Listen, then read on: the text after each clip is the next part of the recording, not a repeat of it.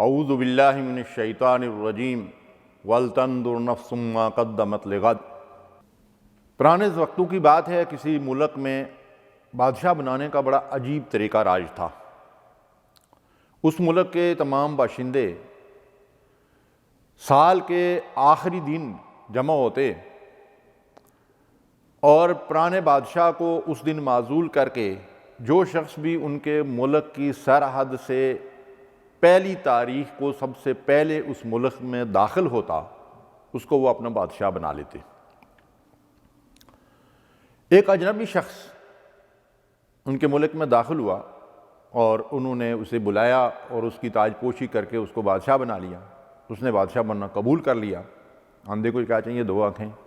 لیکن اس بادشاہ سلامت کو ساتھ یہ بھی بتایا کہ ایک سال کے بعد جب اس شخص کی بادشاہت ختم ہوتی ہے، جس کو ہم بادشاہ بناتے ہیں، تو اس کو ہم یہاں سے اٹھاتے ہیں اور سال کے آخری دن میں اٹھا کر ایک ایسے ویرانے میں، جنگل میں، بیابان میں پھینک دیتے ہیں جہاں وہ تنے تنہا اکیلا ہوتا ہے، اور وہاں پر وہ درندوں اور جانوروں اور سانپوں اور بچھوں کی خوراک بنتا ہے۔ اس نے اس ساری بات کے بعد بھی بادشاہ بننا قبول کر لیا۔ جب اس کو بادشاہ بنا لیا گیا تو اس کے بعد اس نے سب لوگوں کو بلایا اور پھر ایک مشورہ کیا۔ ظاہر بادشاہ ہے، اس کے پاس پوری رعایا ہے، اس کے وزراء ہیں، اس کی کابینہ ہے۔ ان کو حکم دیا اور مزدور وغیرہ جمع کیے گئے، تو اس نے ایک حکم دیا کہ ہمارے اس ملک کا جو دارالخلافہ ہے، یہاں سے لے کر جس بیابان اور جنگل میں بادشاہ کو پھینکا جاتا ہے، اس کی مدت پوری ہونے کے بعد وہاں تک ایک خوبصورت راستہ بنایا جائے اور اس کے دائیں اور بائیں عالی شان باغات لگائے جائیں، خوبصورت پودے لگائے جائیں، درخت لگائے جائیں، اور پھر اس کے آخر میں جہاں اس بادشاہ کو پھینکا جاتا ہے وہاں ایک خوبصورت محل تعمیر کیا جائے اور اس محل کے قرب و جوار میں بہترین خوبصورت قسم کے باغیچے وغیرہ اور پودے وغیرہ لگائے جائیں۔ بادشاہ کے حکم سے یہ سب کچھ بن گیا، اور جب آخری دن تھا تو بادشاہ سلامت کو معلوم تھا کہ اس ملک کے رواج کے مطابق آج میری زندگی کا آخری دن ہے، تو اس نے پھر لوگوں سے کہا کہ ٹھیک ہے، وہاں مجھے بھیج دو۔ تو سب لوگ جو ہیں وہ انکاری ہو گئے، انہوں نے کہا نہیں، ایسا نہیں ہو سکتا۔ کہا یہ کیوں؟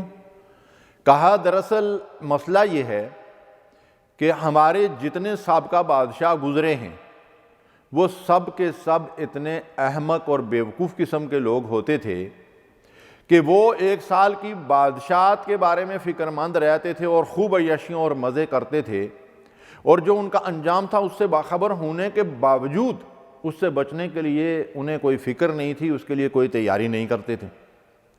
اب پہلی دفعہ ہمیں ایسا عقلمند آدمی ملا، ایسے عقلمند آدمی کو ہم بادشاہت سے معزول کیسے کر سکتے ہیں؟ آپ ہمارے لیے تا حیات بادشاہ ہیں۔ تو ناظرین کرام، اس قصے میں ہمارے لیے کیا سبق ہے، کیا عبرت ہے؟ آپ جانتے ہیں کہ وہ نیا علاقہ جس میں بادشاہ آ کر داخل ہوا تھا، میرے اور آپ کے لیے یہ دنیا وہ نیا علاقہ ہے جس میں میں اور آپ رہ رہے ہیں، وہ کسی بھی ملک میں ہوں، اور اس کے ساتھ ساتھ میں اور آپ یہاں کے بادشاہ ہیں۔ اور یہ بات یاد رکھیے کہ جب میری اور آپ کی زندگی کا آخری دن ہوگا، روح پرواز کر جائے گی، تو مجھے اور آپ کو کوئی اور نہیں، چاہنے والے، محبت کرنے والے، پیار کرنے والے، عزیز و اقارب، رشتہ دار، بیوی بچے، بہن بھائی، اولاد، والدین، پڑوسی، یہ سب مل کر مجھے اور آپ کو اس ویرانی قبر میں پہنچا دیں گے کہ اگر میں نے اس کے بارے میں کوئی فکر نہیں کی، اس کے بارے میں کوئی کوشش نہیں کی، اس کے بارے میں کوئی محنت نہیں کی، وہاں کے لیے کوئی بستر نہیں بچھایا، اس قبر کو حد نگاہ تک وسیع کرنے کے لیے کوئی نیک عمل نہیں کیا، تو اب اس ویرانے میں میرا حال اس بادشاہ سے مختلف نہیں ہوگا جو وہاں درندوں اور سانپوں اور بچھوں کی خوراک بنتا تھا۔ سوچئے، غور کیجئے، جب مجھے اور آپ کو قبر کے حوالے کیا جائے گا تو وہ قبر کیا ہے؟ اللہ کے نبی صلی اللہ علیہ وسلم نے فرمایا کہ یا تو جنت کے باغوں میں سے ایک باغ ہے یا جہنم کے گڑھوں میں سے ایک گڑھا ہے۔ تو اگر اس عقل مند بادشاہ کی طرح بات ہماری سمجھ میں آ گئی کہ میرے پاس 1 سال کی مدت اور مہلت ہے، اس کے بعد میں نے اس ویرانے میں جانا ہے، تو اس نے 1 سال کے اندر اس ویرانے کو آباد کرنے کے لیے کتنا خوبصورت محلات اور کتنی خوبصورت جو ہے وہ راستہ بنوا دیا۔ اللہ تعالیٰ نے مجھے اور آپ کو خبردار کر دیا ہے کہ ہم اس راستے پر چلتے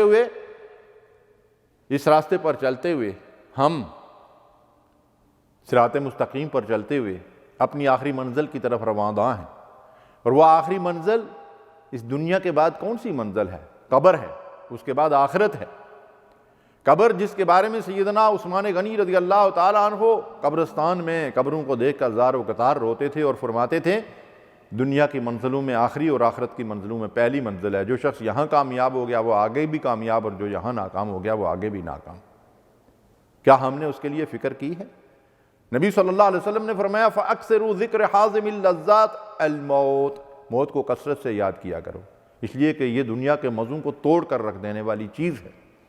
وَلْتَنْظُرْ نَفْسٌ مَا قَدَّمَتْ لِغَدٍ، تم میں سے ہر ایک اس بات کا جائزہ لے، مرد اور عورت، بچہ اور بوڑھا، کہ اس نے کل کے لیے کیا کمائی کی ہے، مرنے کے بعد والی زندگی کے لیے کیا کیا ہے۔ نبی صلی اللہ علیہ وسلم نے فرمایا کہ ابن آدم صبح کرتا ہے اور شام کو واپس لوٹتا ہے تو یا جنت کما کر لوٹتا ہے یا جہنم کما کر لوٹتا ہے۔ میں اور آپ صبح سے شام تک جو محنت کرتے ہیں، جو کوشش کرتے ہیں، جو صلاحیتیں لگاتے ہیں، جو وقت لگاتے ہیں، جو قابلیت اور ذہانت استعمال کرتے ہیں، یا جنت کما رہے ہیں یا جہنم کما رہے ہیں۔ یہ دنیا کیا ہے؟ دنیا مزرعۃ الآخرہ، یہ دنیا آخرت کی کھیتی ہے۔ اس کھیتی میں جو کچھ ہم کاشت کر رہے ہیں اسی کی فصل آخرت میں اس کا پھل ہمیں ملے گا۔ تو میں نے اور آپ نے اس قصے کے اوپر غور کرتے ہوئے یہ سوچنا ہے کہ کل جب مجھے قبر کے حوالے کر دیا جائے گا تو اس قبر کے لیے میں نے کیا تیاری کی ہے؟ اس کو جنت کے باغوں میں سے ایک باغ بنایا ہے یا جہنم کے گڑھوں میں سے ایک گڑھا بنایا ہے؟ عمل سے زندگی بنتی ہے، جنت بھی جہنم بھی، یہ خاکی اپنی فطرت میں نہ نوری ہے نہ ناری ہے۔ وآخر دعوانا الحمدللہ رب العالمین۔